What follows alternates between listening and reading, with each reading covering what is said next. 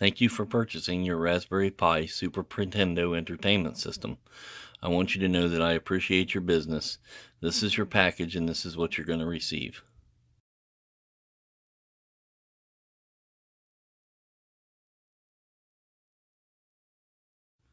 When you unpackage the items, you're going to see that everything you need is included. You have your Raspberry Pi gaming system, which looks like a Super Nintendo system, but it's not. That's actually a case that includes your Raspberry Pi 3 motherboard. You also have your HDMI cable, a brand new Super Nintendo-like USB wired controller, the instruction manual, and a power supply. Everything you need to get yourself up and running and started to play.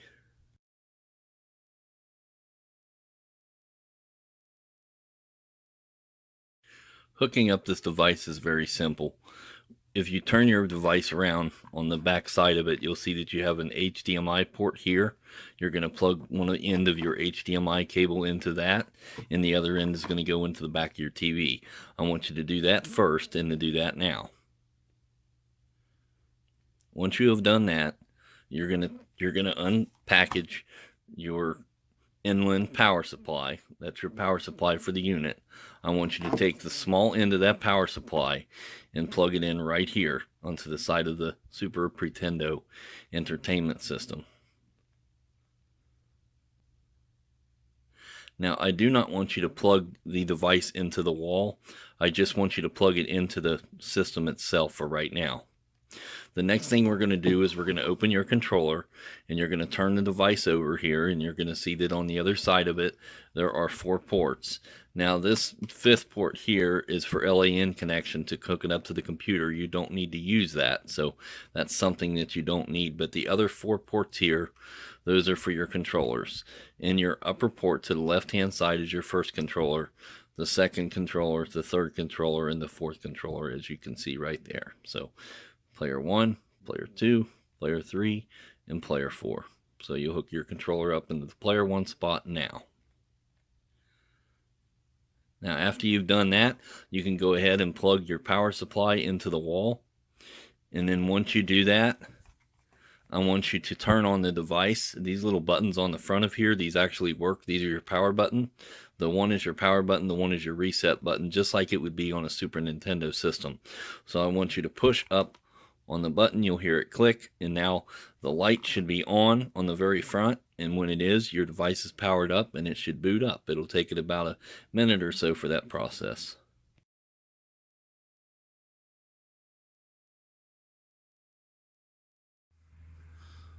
So booting up this device is relatively simple. You're going to see a couple splash screens here. These are mine.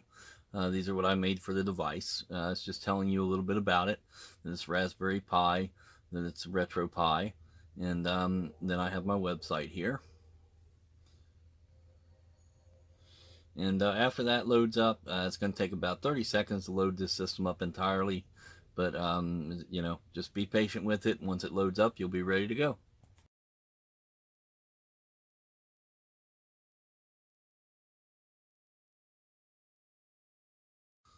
So I want to talk about configuring your input on the device. All that means is that syncing your controller to the device.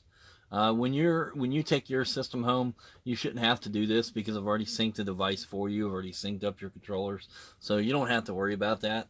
But if you put a new controller in, what's going to happen is going to have this box show up on the screen, and you're going to have to configure that input. And you can also configure your input at any time just by pressing your start button and pulling up your main menu, and then you're going to go down to configure input and press your A button. Are you sure you want to configure input? Yes, we want to configure input. Then you're going to hold in one of your buttons for a couple seconds and let it go.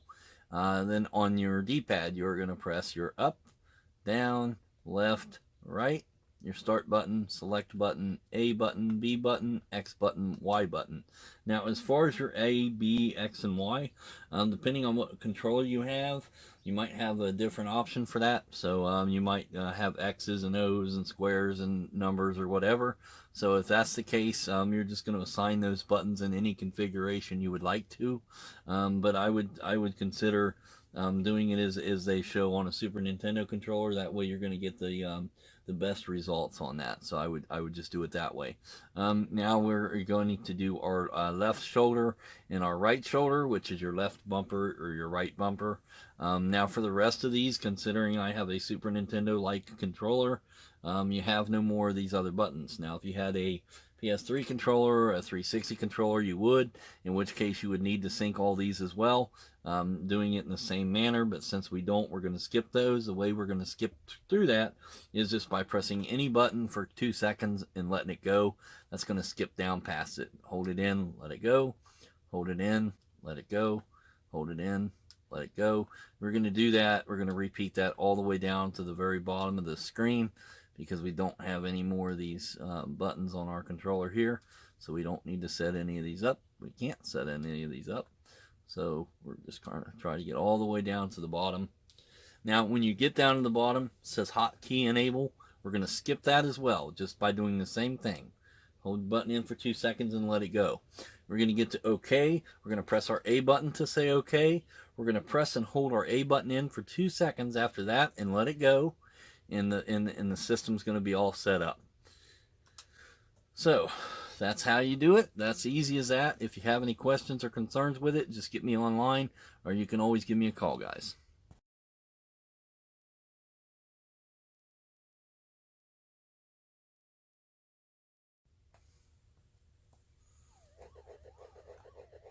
So I want to talk a little bit about controller options for this device.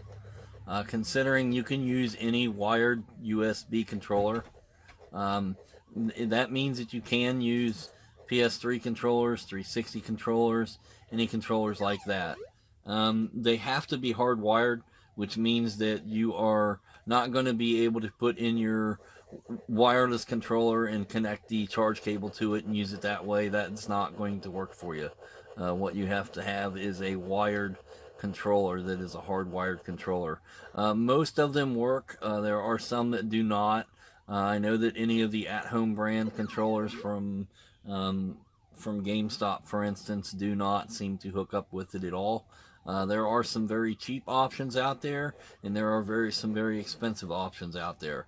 I wouldn't necessarily recommend going with the most expensive, but I would certainly not recommend going with the cheapest, because of the simple fact that some of the ones that you can get online that are $2 or $3 a piece, you get exactly what you pay for, and they are not going to work very well for you at all. So I recommend getting them from me. I have extra controllers for $10 a piece, but if you want a controller that looks like a Nintendo controller, or controllers that are like PS3 controllers or whatever, you can get them on various different websites and various different places for a reasonable price, and most of those should hook up and work just fine. Just be sure that if you do buy some, you get them from a place to where you can send them back if they don't work for you, so that you can get your refund back. So just make sure you're shopping with like a reputable dealer for those. So that's pretty much it. Any wired USB controller is going to work for you, and you should be able to enjoy the system for a very long time.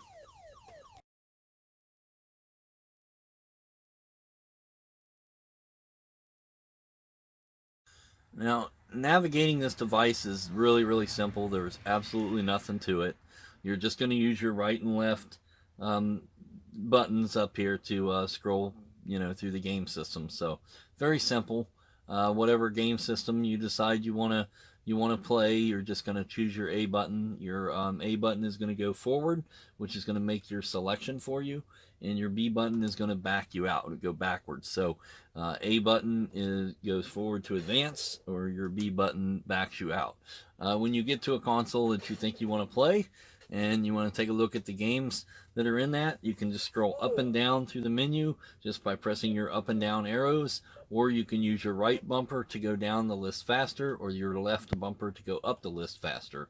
Also, if it's a very long list and you don't want to scroll all the way to the Z's, if you're playing Zoop or Zelda or something like that, what you can do is press your select button. That's going to pull up your options menu, and now you can jump to any letter that you want to jump to. You can see it's up there. You just press your over button, jump to whatever letter you want, press your A button, and bam, there you are, right to the O's. So simple as that. That's the easiest way to navigate if you want to play games that are lower on the list. This is all alphabetical order, so Z's are going to be towards the end, A's are going to be towards the top, and so forth, so on and so forth. Some things you might have to search a little bit for, do a little bit of searching. For instance, The Legend of Zelda is under T for The Legend of Zelda, and not under Z for Zelda or L for Legend of, which you might think. So, some of them you might just have to look around a little bit to find, but for the most part, these are all like, alphabetical order and really easy to find. That's pretty much it for the navigation. There's really nothing to it, and that should help you get around, guys.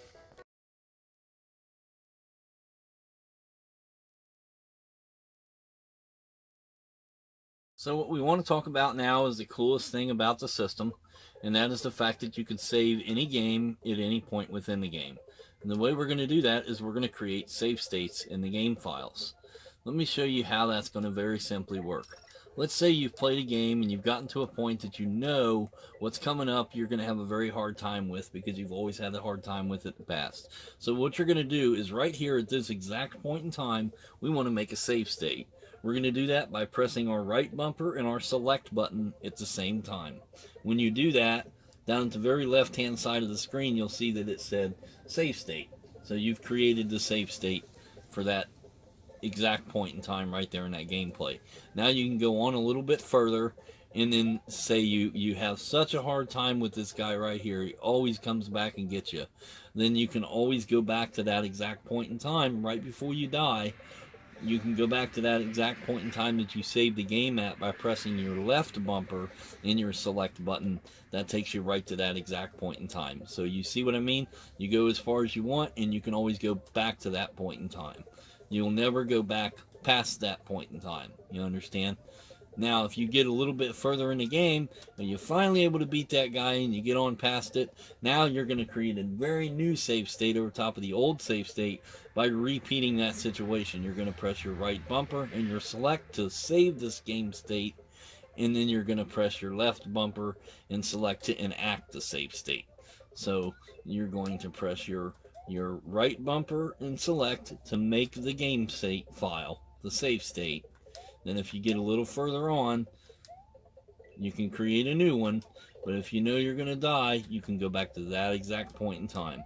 You see what I mean? It works just like that. Oh, I got hit again. Let me try that again. And you keep trying until you get it. And then once you get it, and you're past it, you can create a new save state. Then you can't go past that point in time. Now you're past that area.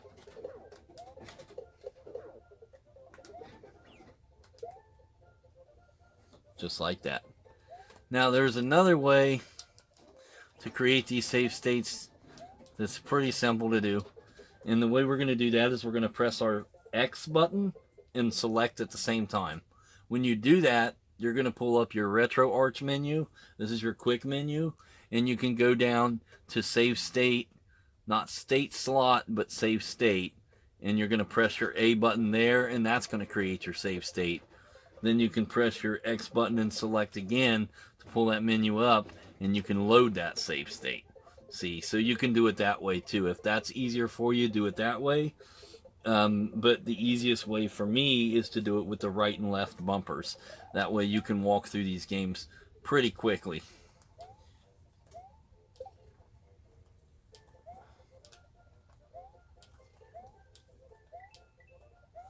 And that'll help you beat a lot of these games that you could never beat before. So that's a really cool feature, and I hope that helps you out. It should really, really help you out getting through a lot of these hard games that you've never been able to beat before. For me, as a kid, I was never able to beat Double Dragon 2 until I got one of these emulation things, and now I was able to walk through it and beat the game, and it was cool just to see the final ending that I've never seen before without just, Googling it, to actually do it and accomplish it myself. So, I mean, are you cheating? Yeah, kind of, but some of the games are just so hard. There's just no way you're going to get through them. For instance, Mega Man series, I don't think I ever beat any of the Mega Mans. They were so extremely hard. The original Castlevania was completely almost impossible to beat. Um, if you didn't have the 30 min code for Contra, you probably weren't getting through it. And by the way, all those codes will still work. Your Contra code, your blood code from Mortal Kombat, all that stuff is still going to work for you. So I hope these save states help you out. This should really, really help your gameplay. So I hope you like it, guys. And if you have any problems, again, just like with anything else, you can always give me a call or come back in and see me.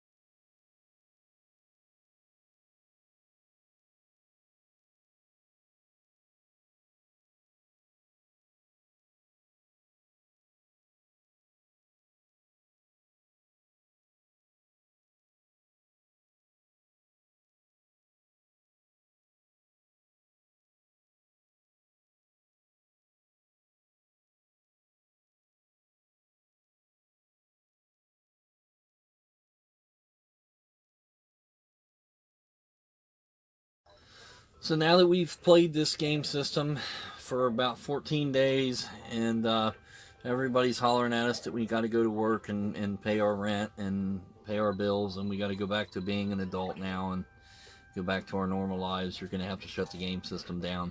So just like your computer at the house, this is how you want to treat this device, just like a PC. You would never get tired of your computer at the house and just yank the cord out of the wall and just shut it down. That's horrible on the motherboard. This is the same way. You don't want to just shut it off. But it's really easy to go through the shutdown process, and I'm going to show you how to do that now. So you're just going to press your start button, pull up your main menu. You're going to go down to quit, press your A button, go down to shut down system, press your A button, really shut down system, yes. And it's going to take it, I'd wait about 10 seconds once you do that for it to completely shut off, so you know it's not getting a signal anymore. And then you can very simply go up to your power button and just flick it off, and it's off. And that's simple as it. Your system is shut down.